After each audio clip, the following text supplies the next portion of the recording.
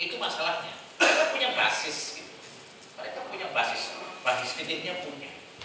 Satu. Yang kedua, tadi yang tidak setuju rekonsiliasi, ya memang ya itu kita sebenarnya, tapi yang saya kata rekonsiliasi. Tetapi yang menarik, tidak setuju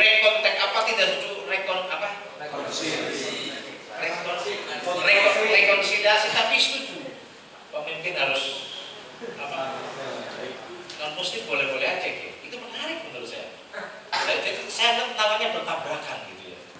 Itu kan pikiran menyetujui muslim itu boleh menjadi presiden, misalnya boleh menjadi imam, itu kan sebenarnya adalah rekonsiliasi terhadap pikiran-pikiran fikih yang ada.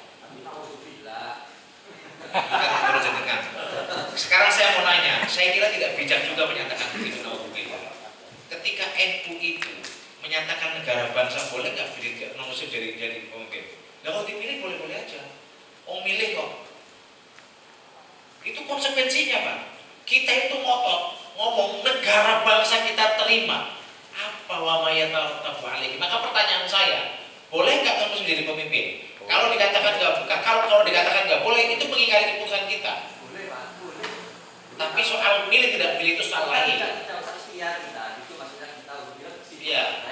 Satu misalnya tidak setuju rekonsiliasi, tapi setuju pemimpinan muslim. Ini saya kira pikirannya agak berantakan menurut saya. Mau saya nggak tidak tidak linear gitu loh Pak. Maksudnya begitu. Karena kebolehan untuk memilih pemimpin muslim itu boleh menjadi muslim boleh menjadi pemimpin itu di khazanah fikih nggak ada Pak. Ada. Sekarang saya mau nanya, mana presidennya yang ada? Mulai zaman Khulafaur Rasyidin sampai Utsmani. Nggak ada itu. Kan sejarahnya Pak. Makanya kemudian kalau kemudian jenengan itu menolak rekonsiliasi rekonstruksi fikih ditolak, tapi menerima membolehkan pemimpin muslim itu tabrakan. Saya bukan menolak Pak. Biasanya memilih yang terbaik di antara mazhab. Boleh nggak muslim dipilih? Boleh. Tapi kenapa sampai itu menolak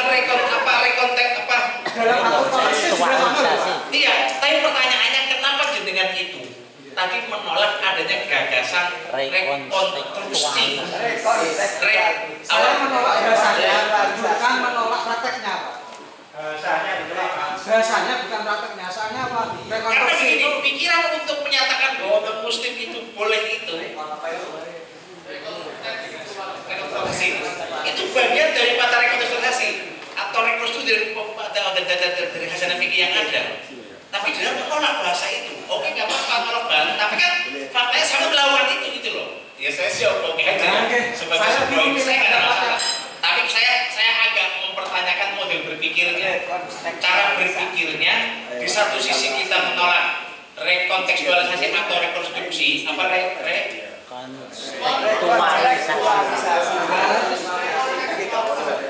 Biasanya bukan menolak intinya Pak. Mengkontekstualisasikan uang. Iya, itu rekontekstualisasi itu kan, itu jenengan itu ditolak, tetapi pada akhirnya kemudian menerima pemimpin muslim. Ini saya kira nggak nyambung. Padahal begini Pak, saya katakan, padahal untuk kita menyatakan bahwa boleh pemimpin muslim itu kita harus melakukan rekontekstualisasi. Karena dalam suaranya nggak ada. Ibu Sus pun nggak mau susah tahu. Oke, terus tadi Ibu Sus bicara soal potongan, dia potong tangan aja, ya kan? Dia potong, ya masalahnya kita itu dalam negara bangsa itu aturan juga seperti itu. Apa yang dikatakan hukum potong tangan itu hanya bahan mentah menurut saya. Dia akan menjadi hukum itu kalau diperjuangkan. Tetapi sekali lagi kalau argumentasinya pakai Quran, saya nggak setuju.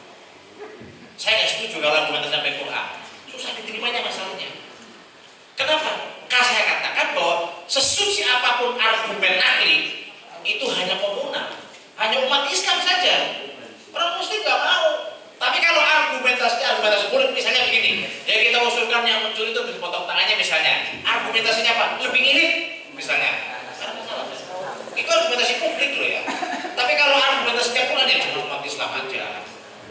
Saya kira akan lebih kesulitan. Apalagi lihat situasi dan kondisi ada. Yang kedua, hukum had macam-macam itu ya, misalkan had zina misalnya, itu sebenarnya kan lebih kepada nadoriyah, karena harus saksi keempat ya, yang adil. Sekarang pertanyaannya, nyari orang yang adil sekarang itu ada nggak? Susahnya minta ampun Pak.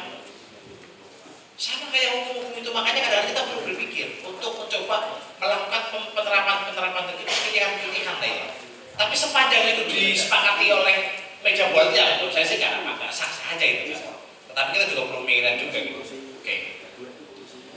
Yang kedua terkait dengan pertama tadi kan ya. Kita sudah pertama. Yang kedua terkait dengan yang ini ya, Mas dari apa? Fikih ala Indonesia. Saya kira kalau dikatakan fikih ala Indonesia itu udah banyak ini sebenarnya. Itu tinggal dikumputin aja Mas. Kalau jangan rajin aja itu zakat tebu, zakat apa itu fikih Indonesia itu sebenarnya itu banyak itu. Kalau Indonesia banget itu. Gonogini itu kan, Gonogini itu Indonesia banget. Di tempat lain nggak ada itu. Kan tinggal dikumpulin aja sebenarnya. Artinya apa? Istiadat yang dilakukan oleh para kiai kita pada dasarnya bisa dilepaskan dari situasi dan konteks yang melingkupinya ketika mengambil itulah fikih Indonesia. Kan begitu. Ada wal amri bidul bisyokah Indonesia doang Mas. Ya kan? Ada itu Indonesia aja itu kata, wah ini gimana cara menyelesaikannya? Cuma di Indonesia itu karena hakimnya sudah nggak ada, terutama ketika runtuhnya terus Utsmani kan, sudah nggak ada hakim ini sudah nggak ada. Terus gimana? Ya sudah seonone kan begitu. Itu Indonesia banget itu menurut saya. Keputusan itu sangat Indonesia banget. Jadi kalau dikatakan Indonesia nggak punya fikih, enggak. Kita punya fikih. Alasan itu baru kemarin itu menurut saya. Itu sudah lama. Mungkin orang-orang alasan itu baru menerima negara bangsa itu baru. Itu sudah lama. Ketika NU tahun 36 itu jauh sebelum PBB itu ada itu sudah ngomong itu sebagai Darul Islam. Itu sebenarnya bukan jangan dipahami sebagai dalam konteks politik enggak, tapi lebih konteks kemanusiaan loh. Pada saat itu tahun 36 banyak orang meninggal Pak, karena macam-macam peperangan, macam-macam kejadian. Banyak orang yang meninggal, kalau harus ngurus, siapa yang ngurus ini? Ya sebagai keputusan disebut Darul Islam ya kan? Menopomen biar kita tuh umat Islam itu ngurus, karena kalau orang meninggal di Darul Islam harus diurusi kan, karena dia sebagai muslim sih dia husnudoni begitu. Aksi kemanusiaan yang luar biasa, ada pengakuan terhadap batas teritorial. Karena ketika ngomong harusnya itu bagian dari mana wilayah. Itu batas pengakuan kita itu. PBB itu belum ngomong apa-apa, kita sudah ngomong perdamaian jauh-jauh hari itu. Undang-Undang 45 itu termasuk juga sesuatu yang luar biasa itu.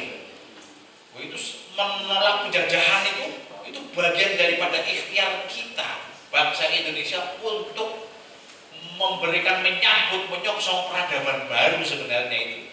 Jadi apa yang jenengan persoalkan itu sebenarnya sudah ada jawabannya. Saya datang ke sini itu sekali lagi bukan soal saya mau kampanye, tetapi saya sekali lagi ingin menggerakkan dinamika pemikiran di antara kita. Saya ingin memberikan contoh. Apakah misalkan negara bangsa itu, misalkan kayak tadi Kiai Anwar ngomong, kita masih kotor Madinah di Indonesia gitu. Sebenarnya itu apologetis, pembelaan saja. Terus saya katakan bahwa itu fakta gagal. Bahwa kita diambil, ya semangatnya kita ambil, oke. Tetapi pada saat itu tuh gagal. Pertanyaannya kan begini, bagaimana itu kalau gak gagal? Kita perlu mengandaikan sejarah, ya kan? Diandai-andaikan kalau nggak gagal lagi begini. Sebenarnya kita punya tradisi itu di dalam hasanah fikih kita. Laukana ya kan ya? Laukana. Misalkan dalam bab itu soal hadis itu kan, laukana zakarohu. Kalau ada zakar yang gede itu kan, ditekuk ya, dimasukkan ke dalam farji, itu dihat apa tidak? Itu kan selalu ada pengadilan para fuqaha itu sebenarnya luar biasa. Lalu bikin pengadilan. Makanya kita perlu mengadakan seandainya watikotul Madinah itu terjadi orang Yahudi tidak melakukan mengkhianati, itu bagaimana kira-kira? Itu harus berpikir seperti itu kan? Ada pengadilan sejarah. Kenapa? Karena kita sebenarnya sudah diajarkan di dalam pesantren-pesantren kita ketika kita ngaji kitab fikih besar itu. Kalau hadis awal itu, wah itu luar biasa itu. Kalau nggak daya khayal kita juga perlu menghayal, jangan mengembangkan lah kayak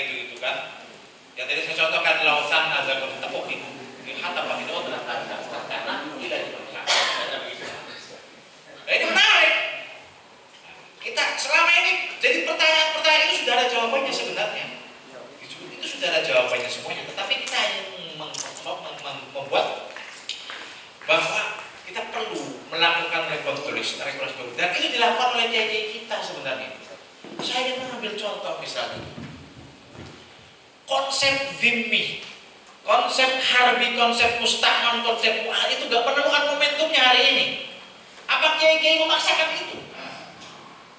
Apakah kemudian NU menyatakan bahwa non-muslim adalah kaum dhimmi? Enggak juga. Apakah harbi? Enggak juga pilihannya. Nah, itu kan kontekstualisasi sebenarnya. Ya enggak? NU ya enggak mengakomodir keempat pilihan tersebut. Iya, wal kafir di dalam konteks bernegara. Dalam konteks bernegara itu jangan ngomong kafir yang agama ya, tapi dalam konteks bernegara kafir kan imma ayyakuna dhimmiyan wa imma ayyakuna harbiyan wa imma ayyakuna musta'man ada. Itu pembagiannya di situ. Tapi apakah kiai-kiai itu mengambil itu ketika menyatakan bagaimana status non muslim di negara bangsa seperti Indonesia? Apakah memaksakan keempat kategori itu dimasukkan? Enggak. Pilihannya menyatakan sebagai warga negara. Artinya apa? Konsekuensinya memiliki hak dan kewajiban yang sama. Karena konsep dhimmi harbinan itu lahir bukan di dalam konteks negara modern, tetapi lahir di dalam konteks negara kekhilafahan, di mana basisnya adalah agama. Atau dengan kata lain, lahir dalam konteks negara agama. Yang pada saat itu ya momentumnya pas. Jadi kalau dikatakan, oh saya nggak setuju, nyatanya terjadi kok kita itu melakukan itu kok. Kita bahkan melakukan pilihan, ya, membuat sebuah istihad baru, ya.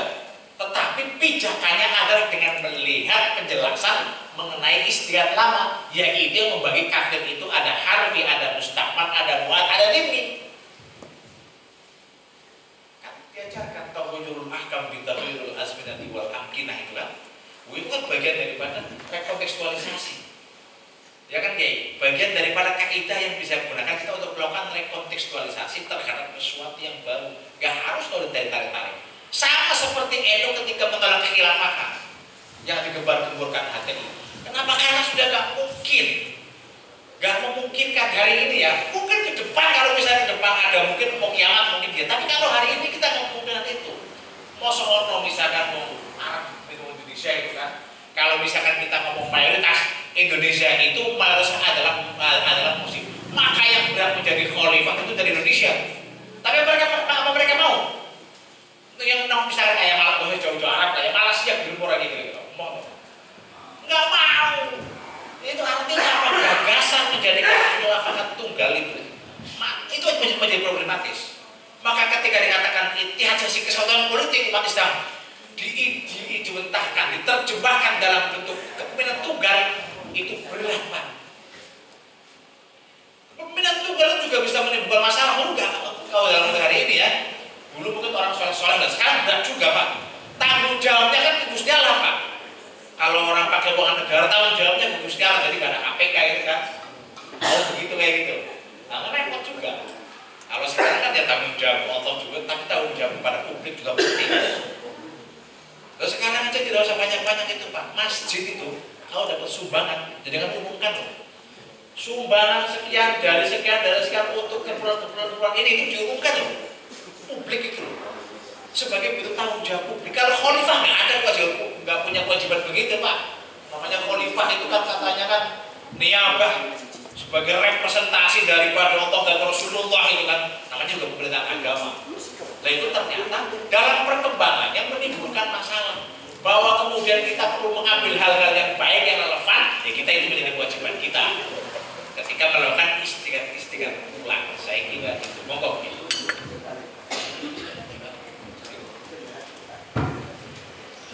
Terima kasih.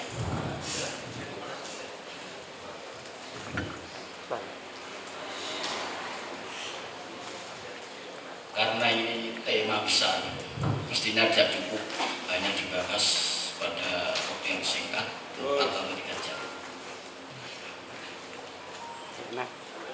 Nanti masalah usulan dan rumusan nanti akan dirumuskan di belakang. Jadi ini akan disampaikan oleh Bapak pembicara. Nanti akan dikirim ke dan yang terakhir kami tutup, saya ingat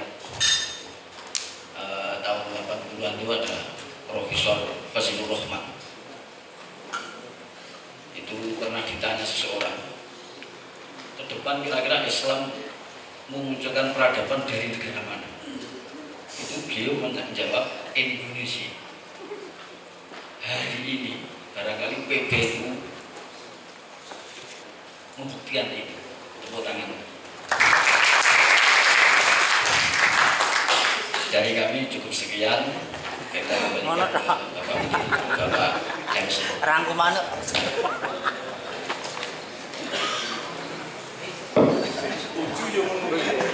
Cepet. Simpel. Saya ucapkan terima kasih kepada Bapak Moderator dan kedua Bapak pemateri Halaqah Fikih Peradaban. Hadirin yang terhormat dan yang berbahagia, kita lanjutkan acara yang ketujuh, yaitu penutup. Dalam penutup ini akan dipimpin doa oleh Bapak Kiai Haji Muhammad Bajuri. Kepada beliau saya silakan.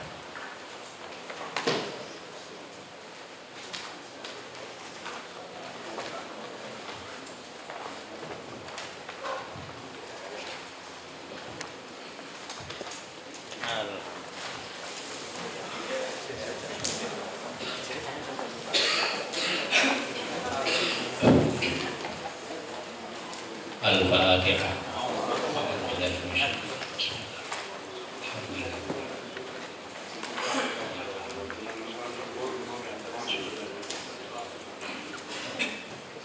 Bismillahirrahmanirrahim. Shalli ala sayyidina Muhammad wa ala ali sayyidina Muhammad sayyidil awwalin wal akhirin. Sallim wa radhiyallahu ta'ala an kulli sahabati rasul ajma'in. Alhamdulillahi rabbil alamin, hamdan yuwafi ni'amah wa yukafi mazidah. Ya Rabbana lakal hamdu kama yanbaghi li jalali wajhikal karim wa 'azimi sultanik. Subhana rabbiyal aliyyil a'lal bahar. Subhanallah min al-mizan muntahal al-muqtawar wajh. Subhanal hayyil ladzi la yamut. Subhana man sabaqat rahmatuhu ghadabah. Subhana man wasi'at rahmatuhu kulla syai'. Subhanaka la nuhsi kama athnayta 'ala nafsik. Allahumma shalli 'ala sayyidina Muhammadin salatan tunjina biha min jami'il ahwali wal afat wa taqdi lana biha jami'al hajat wa tutahhiruna biha min jami'is sayyi'at wa tarfa'una biha 'indaka 'ala darajat wa tuballighuna biha aqsal ghayat min jami'il khairati fil hayati wa ba'dal mamat.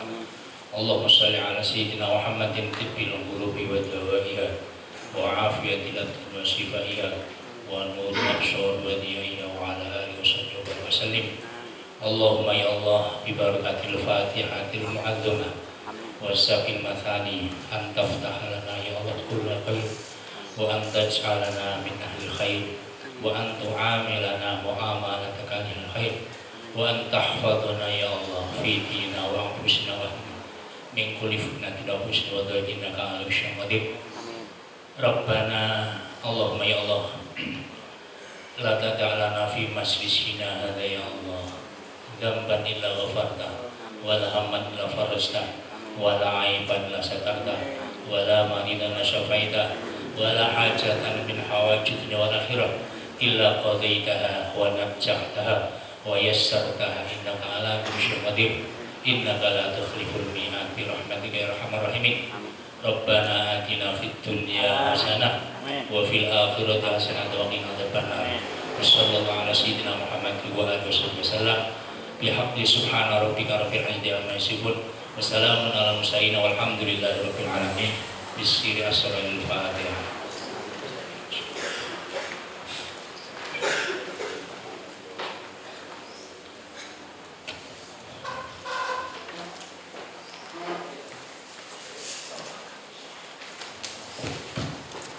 Kepada beliau ucapkan terima kasih.